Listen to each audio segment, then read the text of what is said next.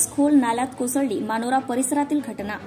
भिवापूर चारमोशीवरून भिवापूर मार्गे नागपूरला जाणारी भरधाव प्रवासी ट्रॅव्हल्स राष्ट्रीय महामार्गावरील मानोरा फाटा परिसरातील नाल्यात पलटली असल्याची घटना आज दिनांक 24 एप्रिल 2025 रोज बुधवारला सकाळी 10 वाजेच्या दरम्यान उजेडात आली आहे। या अपघातात तब्बल 41 प्रवासी जखमी झाले असून यातील 8 प्रवासी गंभीर जखमी झाल्याने नागपूरला उपचारार्थ हलवण्यात आले आहे।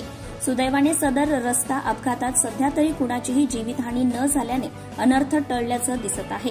या प्रकरणी ट्रॅव्हल्स चालक सचिन नरेंद्र धकाते वय 31 वर्ष राहणार बामणी तालुका नागभीड जिल्हा चंद्रपूर यांच्याविरुद्ध विविध कलमाद्वारे गुन्हा नोंदवण्यात आल्याचं समजतंय।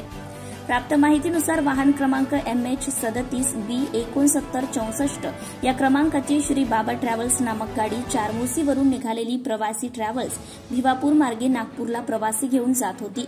दरम्यान राष्ट्रीय महामार्गावरील मानोरा फाटा परिसरात भरधाव वेगाने जात असलेल्या ट्रॅव्हल्स चालकाचा वाहनावरील ताबा अनियंत्रित झाल्याने 15 फूट खोल असलेल्या नाल्यात ट्रॅव्हल्स कोसळली।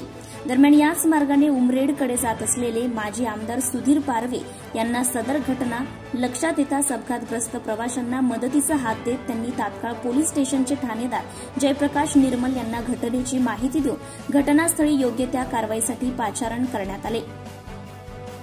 यावेळी मात्र ट्रॅव्हल्स नाल्यात कोसळल्याने त्यात असलेल्या अपघातग्रस्त प्रवाशांना बाहेर काढताना पोलीस जवानांना फार मोठी तारेवरची कसरत करावी लागली आणि लागलीच बाहेर काढलेल्या सर्व जखमी प्रवाशांना रुग्णवाहिका 108 तथा काही खासगी वाहनाद्वारे उमरेड ग्रामीण रुग्णालय तथा भिवापूर ग्रामीण रुग्णालय येथे हलवण्यात आले। विशेष म्हणजे सदर घटनेची माहिती परिसरात होताच सदर अपघात बघण्यासाठी नागरिकांची तोभाग गर्दी जमली होती।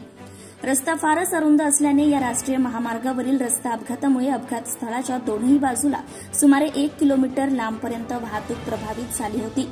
युद्ध पातळीवर गाडीत फसलेल्या प्रवाशांना बाहेर काढायचे की लांबच लांब असलेल्या ट्रॅफिकमध्ये उभ्या गाड्यांना मार्ग मोकळा करायचा की जखमी प्रवाशांना उपचारासाठी दवाखान्यात हलवायचा असा यक्ष प्रश्न उभा असताना तो सोडवण्यासाठी भिवापूर पोलीस जवानांना फार मोठी दमछाक करावी लागली। यातल्या त्यात भिवापूर पोलीस स्टेशनला मनुष्यबळ कमी असल्याने या दुर्दम्य प्रसंगी जखमी प्रवाशांना बाहेर काढून वाहतूक सुरळीत करण्यासाठी उपस्थित पोलिसांना तारेवरची कसरत करावी लागली।